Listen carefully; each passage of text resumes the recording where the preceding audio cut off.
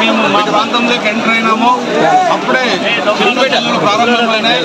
అమ్మవారి గుడికి వచ్చిన తర్వాత అది మంచి వానగా మంచి వానగా తయారైంది. ఇక్కడ ఈ ప్రాంతంలో ఇంత పెద్ద వర్షం ఈరోజు రావడం, రైతులందరూ కూడా భగవంతుని ఒకటే మొక్కుంటున్నా, మా చంద్రబాబు నాయుడు గారి పాలన సుభిక్షంగా ఉండాలి, రైతులందరూ బాగుండాలి, రైతులంతా మంచి పంటలు వేసుకొని ఆరోగ్యంగా ఐశ్వర్యంగా వాళ్ళందరూ కూడా సకుటుంబంగా బాగుండాలన్నదే అమ్మవారికి మొక్కు ఈరోజు సమర్పించుకోవడం జరిగింది.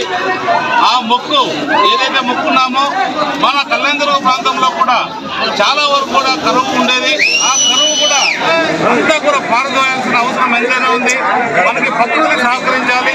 నిజంగా ఆ ప్రకృతి సహకరిస్తుంది. అమ్మవారిని మొక్కుంటేనే ఈ రోజు ఇంత పెద్ద వర్షం రావడం నిజంగా ఈరోజు ఈ ప్రకృతి సహకరించడం అన్ని విధాలుగా మంచిది.